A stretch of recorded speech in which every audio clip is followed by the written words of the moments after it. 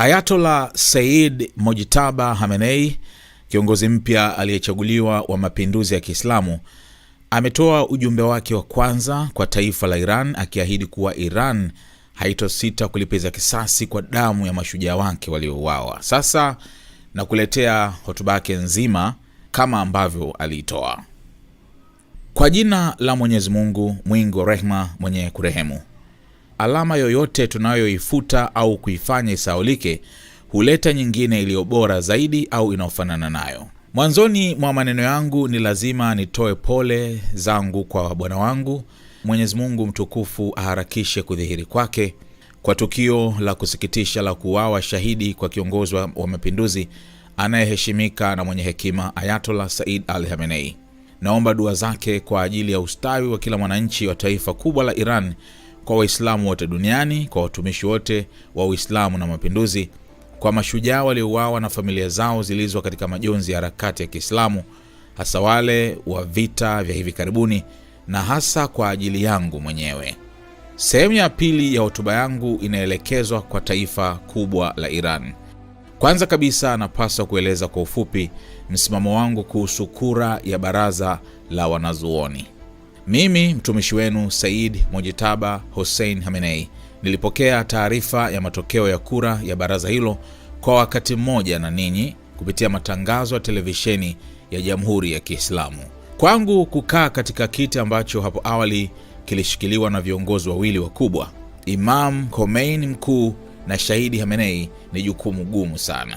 Hii ni kwa sababu nafasi hii inabeba urithi wa mtu ambaye baada ya zaidi ya miaka 60 ya kujitolea katika njia ya Mwenyezi Mungu na kuacha starehe na faraja zote za dunia, aligeuka kuwa kiongozi mwenye kung'aa na mwenye hadhi ya kipekee. Si katika zama hizi pekee, bali pia katika historia yote ya watawala wa nchi hii. Maisha yake na hata namna alivyofariki vilikuwa vimejengwa juu ya heshima na utukufu uliotokana na kushikamana na ukweli.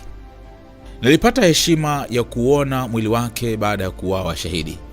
Nilichokiona kilikuwa kama mlima wa uthabiti, na niliambiwa kuwa hata mkono wake mzima ulikuwa umekunja ngumi. Kuhusu vipengele mbalimbali vya utu wake, watu wenye uelewa watahitaji muda mrefu kuzungumza kwa kina. Kwa sasa, katika muda huu mfupi, nitaridhika na muhtasari huu, nikiahirisha maelezo zaidi kwa nyakati zinazofaa. Hii ndio sababu kufanya kazi katika nafasi ya uongozi baada ya mtu wa aina hiyo ni jambo gumu sana. Kukamilisha mabadiliko haya kunawezekana tu kwa msaada wa Mwenyezi Mungu na kwa uungwaji mkono wenu wananchi. Aidha, ni muhimu kusisitiza jambo moja ambalo linahusiana moja kwa moja na kiini cha ujumbe wangu. Jambo hilo ni kwamba miongoni mwa uwezo mkubwa wa kiongozi huyo shahidi pamoja na mtangulizi wake mashuhuri ulikuwa ni uwezo wao wa kuwashirikisha wananchi katika nyanja zote, kuwaelimisha na kuwapa ufahamu kila mara, na kwa vitendo kutegemea nguvu ya wananchi. Kwa kufanya hivyo, waliifanya kwa vitendo maana halisi ya jamhuri na utawala wa wananchi, na waliamini dhana hiyo kwa dhati kabisa. Athari yake ilionekana wazi katika siku chache zilizopita, wakati nchi ilikuwa bila kiongozi na bila amiri jeshi mkuu.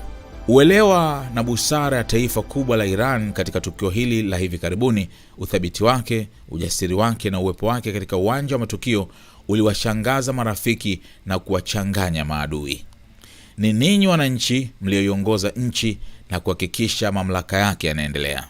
Aya iliyotajwa mwanzoni mwa mwandishi haya inaashiria kwamba hakuna ishara ya Mwenyezi Mungu inayofutwa na kusahaulishwa na Mwenyezi Mungu mtukufu, isipokuwa analeta nyingine iliyo sawa au bora zaidi badala yake. Sababu ya kutumia aya hii tukufu si kudai kwamba mimi mtumishi huyu niko sawa na kiongozi shahidi, sembuse kuwa bora kuliko yeye, bali lengo la kuitaja ni kuonesha nafasi kubwa na ya kipekee ya ninyi wananchi wapendwa. Ikiwa neema ile kubwa iliondolewa kutoka kwetu, basi ilibadilishwa na uwepo mpya wa taifa la Iran ndani ya mfumo huu kama mfano wa amr. Fahamuni jambo hili: ikiwa nguvu yenu haitaonekana katika uwanja wa matukio, basi wala uongozi wala taasisi mbalimbali ambazo kazi yake halisi ni kuwahudumia wananchi hazitoweza kutekeleza majukumu yake ipasavyo. Ili maana hii itekelezwe vizuri zaidi, kwanza ni lazima kumkumbuka Mwenyezi Mungu kumtegemea yeye na kutafuta uombezi kupitia nuru safi za waliotakaswa. Amani iwe juu yao. Kama dawa kuu na ufunguo wa miujiza, unaweza kuleta mafanikio na ushindi wa hakika dhidi ya adui. Huu ni uwezo mkubwa mlionao ambao maadui wenu hawana.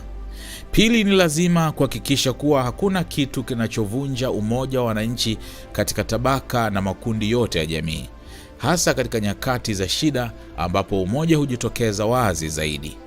Hili linaweza kufikiwa kwa kupuuza tofauti ndogo ndogo zinazoweza kujitokeza.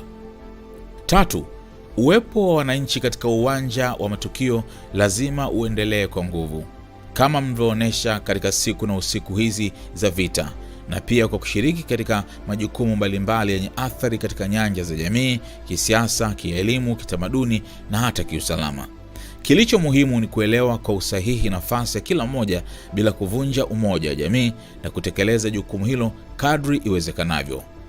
Mojawapo wa majukumu ya uongozi na baadhi ya viongozi wengine ni kuwakumbusha wananchi kuhusu nafasi hizi mbalimbali.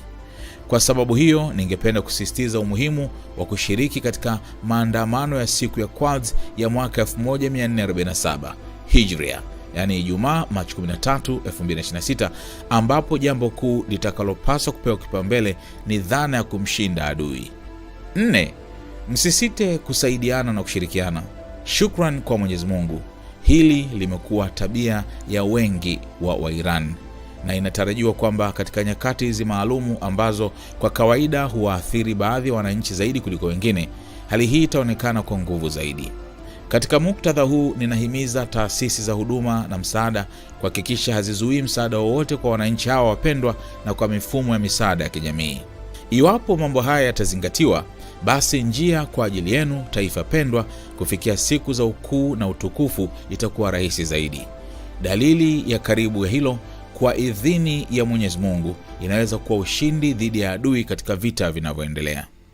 Sehemu ya 3 ya hotuba yangu ni kutoa shukrani za dhati kwa wapiganaji wetu jasiri ambao katika mazingira ambayo taifa letu na nchi yetu pendwa vinashambuliwa bila hatia na viongozi wa kile kinachoitwa kambi ya kiburi, wamezuia njia ya adui kwa mashambulizi makali na kuvunja ndoto yao ya kutawala nchi yetu au hata kuigawa. Ndugu wapiganaji, matakwa ya wananchi wengi ni kuendelea na ulinzi mkali na wenye kuadhibu adui.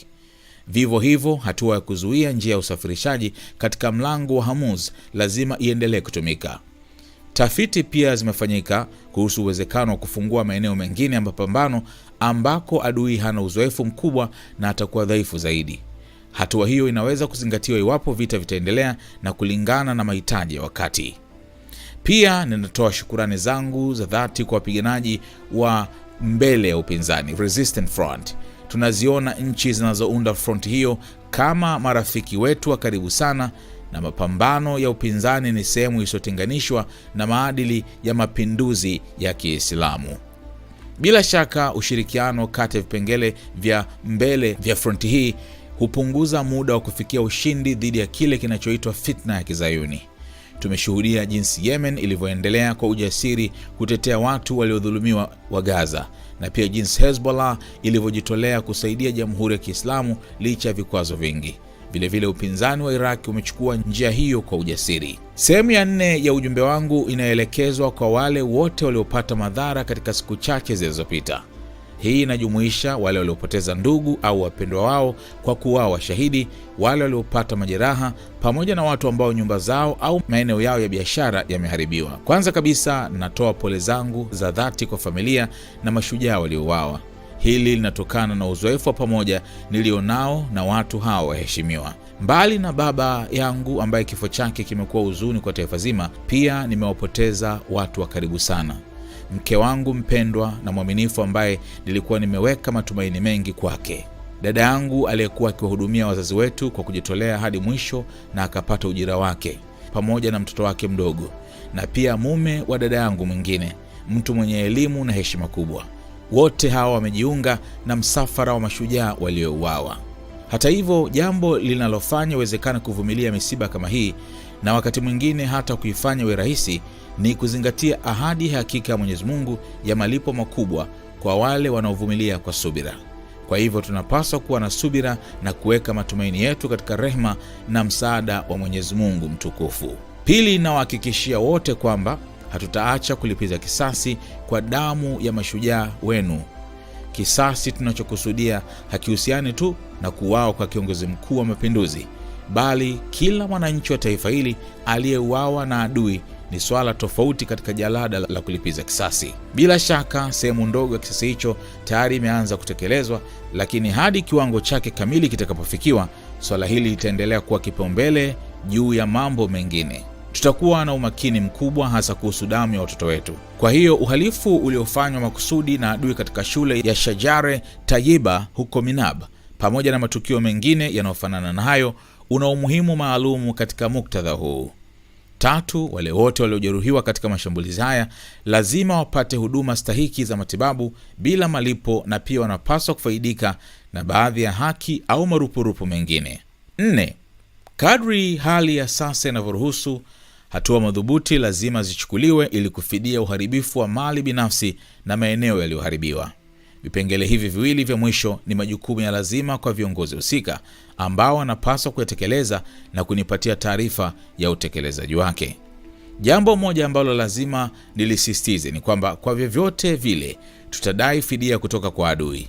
Ikiwa watakataa, tutachukua mali zao kadri tutakavyoona inafaa, na ikiwa hilo halitawezekana, tutaharibu mali zao kwa kiwango kinacholingana na uharibifu waliosababisha. Sehemu ya 5 ya ujumbe wangu inaelekezwa kwa viongozi na watu wenye ushawishi katika baadhi ya nchi za eneo hili. Tuna mipaka ya nchi kavu au bahari na mataifa 15, na siku zote tumekuwa tayari na bado tuko tayari kuwa na mahusiano ya kirafiki na yenye manufaa na nchi zote hizo. Hata hivyo, kwa miaka mingi adui amekuwa akianzisha vituo vyake katika baadhi ya nchi hizi vya kijeshi na kifedha kwa lengo la kuimarisha utawala wake katika eneo hili.